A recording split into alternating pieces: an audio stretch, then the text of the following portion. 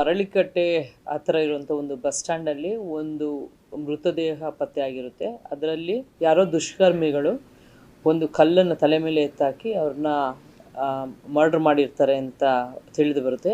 ಇದರ ಸಂಬಂಧವಾಗಿ ಅವರ ಮೃತರ ಮಾವನಾದ ನಾರಾಯಣ ಅವರು ಒಂದು ಫಿರ್ಯಾದನ್ನು ನೀಡಿರ್ತಾರೆ. ಇದಕ್ಕೆ KRS ಪೊಲೀಸ್ ಠಾಣೆಯ ಕ್ರೈಮ್ ನಂಬರ್ 114/26 ಪ್ರಕರಣವನ್ನು ದಾಖಲು ಮಾಡಿಕೊಂಡು ತನಿಖೆಯನ್ನು ಕೈಗೊಂಡಾಗ ತಿಳಿದು ಬರುತ್ತದೆ. ಮೃತನ ಹೆಸರು ರಾಕೇಶು. ಇವರು ಬೇಸಿಕಲಿ ಕಾರ್ಪೆಂಟ್ರ್ ವರ್ಕ್ ಮಾಡ್ತಾ ಇರ್ತಾರೆ. ಇವರು ಆ ಹಿಂದಿನ ದಿವಸ ಅಂದರೆ 6ನೇ ತಾರೀಕು ಅವರಿಗೆ ಒಂದು ಕೆಲಸ ಬರುತ್ತೆ. ಮೈಸೂರಲ್ಲಿ ಇನಕಲ್ಲಲ್ಲಿ ಇವ್ರಿಗೆ ಒಂದು ಕಾರ್ಪೆಂಟ್ರ್ ವರ್ಕ್ ಸಿಗುತ್ತೆ. ಇವರು ಅಂಬರೀಷನವ್ರ ಜೊತೆಯಲ್ಲಿ ಕರ್ಕೊಂಡು ಆ ಕಾರ್ಪೆಂಟ್ರ್ ವರ್ಕ್ ಹೋಗಿರ್ತಾರೆ. ಅಂಬರೀಷ್ ಅವರು ಸಹ ಅವ್ರಿಗೆ ಅಸಿಸ್ಟ್ ಮಾಡೋವಂಥ ಕೆಲಸ ಮಾಡ್ತಾ ಇರ್ತಾರೆ ಕಾರ್ಪೆಂಟ್ರ್ ವರ್ಕಲ್ಲಿ. ಅವರು ಕೆಲಸ ಎಲ್ಲ ಮುಗಿಸ್ಕೊಂಡು ವಾಪಸ್ ಬರಬೇಕಾದ್ರೆ ಅವತ್ತು ಅವ್ರು ಹುಟ್ಟಿದಬ್ಬ ಇರುತ್ತೆ. 6ನೇ ತಾರೀಕು ಅವ್ರು ಹುಟ್ಟಿದಬ್ಬ ಇರುತ್ತೆ. 7ನೇ ತಾರೀಕು ಅವ್ರು ಹುಟ್ಟಿದಬ್ಬ ಇರುತ್ತೆ. ಸೊ 6ನೇ ತಾರೀಕು ಅವರು ಕೆಲಸ ಮುಗಿಸ್ಕೊಂಡು KR ಪೇಟೆ ಮಾರ್ಗವಾಗಿ KR ಪೇಟೆಗೆ ಹೋಗ್ಲಿಕ್ಕೋಸ್ಕರ ಅವರು KRS ಮಾರ್ಗವಾಗಿ ಹೋಗ್ತಾ ಇರ್ತಾರೆ. ರಾಕೇಶ್ ಅವ್ರಿಗೆ ತುಂಬ ನಿದ್ದೆ ಬರುತ್ತೆ. ಅವಾಗ ಅವರು ನಾನು ಮಲ್ಕೊಳ್ಬೇಕು, ನನಗೆ ಹುಷಾರಿಲ್ಲ ಅಂತ ಹೇಳ್ಬಿಟ್ಟು ಆ ಒಂದು ಬಸ್ ಸ್ಟ್ಯಾಂಡಲ್ಲಿ ಅವರು ಮಲ್ಕೊಳ್ತಾರೆ. ಆದರೆ ಅಂಬರೀಷ್ ಅವ್ರಿಗೆ ಚಳಿ ಆಗ್ತಾ ಇರುತ್ತೆ. ಅದು ಅವತ್ತು ಲೈಟಾಗಿ ಡ್ರಿಸ್ಲಿಂಗ್ ಮಳೆ ಇರುತ್ತೆ. ಅದಕ್ಕಾಗಿ ಅವರು ಚಳಿ ನಾನು ವಾಪಸ್ ಹೋಗ್ಬಿಡೋಣ KR ಪೇಟೆಗೆ ಬಾ ಅಂತ ಅವರು ಒತ್ತಾಯ ಮಾಡ್ತಾರೆ ಅಂಬರೀಷ್ ಅವರು. ಇವರು ಅದಕ್ಕೆ ಒಪ್ಪಲ್ಲ. ಆಗ ಪದೇ ಅವರು ಎಬ್ಬರಿಸ್ತಿದ್ದಾಗ ಅವರು ಇಬ್ಬರು ಕುಡ್ದಿರ್ತಾರೆ. ಹಂಗಾಗಿ ಇವನು ಕೋಪ ಮಾಡಿಕೊಂಡು ರಾಕೇಶು ಅಂಬರೀಷ್ ಅವ್ರಿಗೆ ಒಂದು ಏಟು ಹೊಡಿತಾರೆ. ಅದು ಹಣೆ ಹತ್ರ ಒಂದು ಸ್ವಲ್ಪ ಪೆಟ್ಟಾಗುತ್ತೆ. ತದನಂತರ ಮತ್ತೆ ಅವರು ಡಿಸ್ಟರ್ಬ್ ಮಾಡಬೇಡ ಅಂತ ಮಲಗಕ್ಕೆ ಟ್ರೈ ಮಾಡ್ತಾರೆ. ಆವಾಗ ಅಂಬರೀಷ್ ಅವರು ಅವ್ರಿಗೆ ಕೇಳ್ತಾರೆ, ನೀನು ಬರಲಿಲ್ಲ ಅಂದರೆ ಕಲ್ಲೆತ್ತಾಕ್ಬಿಡ್ತೀನಿ ಅಂತ. ಆಗ ರಾಕೇಶ್ ಅವರು, ನೀನು ನಿಮ್ಮ ಅಪ್ಪನ ಹುಟ್ಟಿದ್ರೆ ನೀನು ಎತ್ತಾಕು ಕಲ್ಲು ಅಂತ ಹೇಳಿರ್ತಾರೆ ಅವರು. ಹಾಗಾಗಿ ಇವರು ಕೋಪಗೊಂಡು ಕುಡಿದ ಮತ್ತಿನಲ್ಲಿ ಕಲ್ಲೆತ್ತಾಕಿರ್ತಾರೆ ಅಂತ ತನಿಖೆ ಮೂಲಕ ತಿಳಿದು ಬಂದಿದೆ.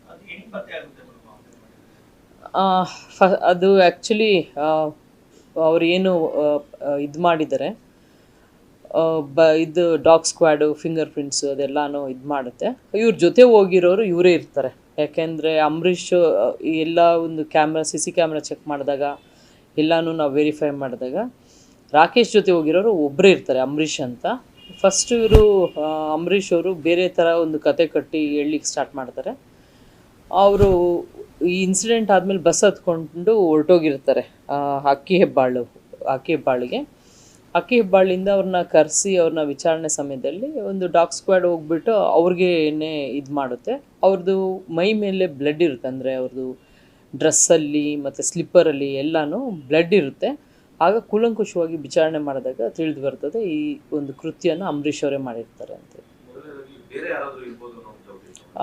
ಇವರೇ ಒಂದು ಕತೆ ಕಟ್ಟಿರ್ತಾರೆ. ಯಾರೋ ಬಂದರು, ಈ ಥರ ಏನೋ ಈ ಥರ ಇಬ್ಬರು ಬಂದಿದ್ದರು, ಮರ್ಡರ್ ಮಾಡಿಬಿಟ್ಟು ಹೊರಟೋದ್ರು, ನಾನು ಕಿರ್ಚ್ಕೊಂಡೆ, ಆ ಥರ ಎಲ್ಲ ಹೇಳಿರ್ತಾರೆ. But finally CC camera check ಮಾಡಿದಾಗ ಇವರಿಬ್ಬರೇ ಇರೋದು ಕಂಡು ಬರುತ್ತೆ. ಬೇರೆ ಇನ್ಯಾರೂ ಅಲ್ಲಿ ಆ ಕಡೆ ಓಡಾಡಿರೋದೇ ಇರಲ್ಲ. ಇವರೇನೆ ಮರ್ಡರ್ ಮಾಡಿಬಿಟ್ಟು ತದನಂತರ ಅವರು ನಡ್ಕೊಂಡು ಹೋಗ್ತಾರೆ. ಸ್ವಲ್ಪ ದೂರ ಹೋಗ್ಬಿಟ್ಟು ಆಮೇಲೆ ಬಸ್ ಹತ್ಕೊಂಡು ಹೊರಟೋಗ್ತಾರೆ ಅಕ್ಕಿ ಹೆಬ್ಬಾಳಿಗೆ. ಇವರು ಅವ್ರ ಜೊತೆಯಲ್ಲೇ ಸುಮಾರು ವರ್ಷಗಳಿಂದ ಜೊತೆಯಲ್ಲೇ ಹೆಲ್ಪರ್ ಆಗಿ ಕೆಲಸ ಮಾಡ್ತಿರ್ತಾರೆ, ಕಾರ್ಪೆಂಟ್ರು. ಇವ್ರಿಗೆ ಯೂಶ್ವಲಿ ದುಡ್ಡು ಹೆಚ್ಚಾಗಿ ಕೊಡಲ್ಲ ಅಂತೆ. ಕುಡಿಯಲಿಕ್ಕೆ ಕೊಡಿಸ್ತಾರೆ, ಊಟ ಕೊಡಿಸ್ತಾರೆ, ಮತ್ತು 50 ರೂಪಾಯಿ 100 ರೂಪಾಯಿ ಆ ಥರ ಕಮ್ಮಿ ಅಮೌಂಟು ಕೊಡ್ತಾ ಇರ್ತಾರೆ ಅಂತ ತಿಳಿದು ಬಂದಿದೆ. ಇಬ್ಬರು KR ಪೇಟೆ ಅವರನ್ನೇ. ಖಂಡಿತವಾಗ್ಲೂ ಡಾಗ್ ಸ್ಕ್ವಾಡಿಂದ ಇದರಲ್ಲಿ ಹೆಲ್ಪ್ ಆಗಿದೆ. ಡಾಗ್ ಈಗ ಸ್ಮೆಲ್ ಮಾಡ್ತಾರಲ್ಲ, ಈಗ ಕಲ್ಲನ್ನು ಸ್ಮೆಲ್ ಮಾಡಿದಾಗ ಅದು ಆ್ಯಕ್ಚುಲಿ ಅದು ವಿಚಾರಣೆಗಾಗಿ ಅವ್ರನ್ನ ಫಸ್ಟು ಇವರೇ ಅಂತ ಮಾಡಿರೋದು ಗೊತ್ತಾಗಿರಲ್ಲ. ಕರ್ಕೊಂಡು ಬರ್ತಾರೆ. ಆ ಟೈಮಲ್ಲಿ ಡಾಗ್ ಹೋಗ್ಬಿಟ್ಟು ಸೀದಾ ಅವ್ರ ಹತ್ರನೇ ಹೋಗ್ಬಿಟ್ಟು ಅದು ನಿಂತ್ಕೊಳ್ಳುತ್ತೆ. ಡಾಗ್ ಅವ್ರನ್ನ ಮುಟ್ಟುತ್ತೆ. ಹಂಗಾಗಿ ಅವ್ರ ಮೇಲೆ ಅನುಮಾನ ಬರುತ್ತೆ. ತದನಂತರ ಇನ್ನು ಬೇರೆ ಟೀಮ್ ಎಲ್ಲ CC ಕ್ಯಾಮ್ರಾ ಚೆಕ್ ಮಾಡಲಿಕ್ಕೆ ಟೀಮ್ ಮಾಡಿರ್ತೀವಿ. ಅವರು ಬಂದಾಗ ಯಾವುದೇ ರೀತಿ ಹಿಂದೆ ಮುಂದೆ ಯಾರೂ ಜನರೇ ಹೋಗಿರಲ್ಲ, ಬರೀ ಇವರಿಬ್ಬರೇ ಇರೋದೇ ಇರುತ್ತೆ ಎಲ್ಲ ಕಡೆನೂ. ಹಂಗಾಗಿ ಕ್ಲೀನಾಗಿ ವಿಚಾರ ಮಾಡಿದಾಗ ಆಮೇಲೆ ಅವರು ಯಾರು ಮೃತ ಯಾರಿದ್ದಾರೆ ರಾಕೇಶ್ ಅವರು, ಅವ್ರದ್ದು 7th ಬರ್ತ್ಡೇ ಇರೋದ್ರಿಂದ 6th ನೈಟ್ 12 ಅವರ ಒಂದು ಪ್ರೇಯಸಿ ಫೋನ್ ಮಾಡಿರ್ತಾರೆ ವಿಶ್ ಮಾಡಲಿಕ್ಕೆ. ಅವ್ರಿಗೆ ಹೇಳ್ಕೊಳ್ತಾರೆ ಇವರು, ಅಂಬರೀಷ್ಗೆ ನಾನು ಹಿಂಗೆ ಹಿಂಸೆ ಮಾಡ್ತಾಯಿದ್ನು, ಹೋಗೋಣ ಅಂಥೇಳಿ.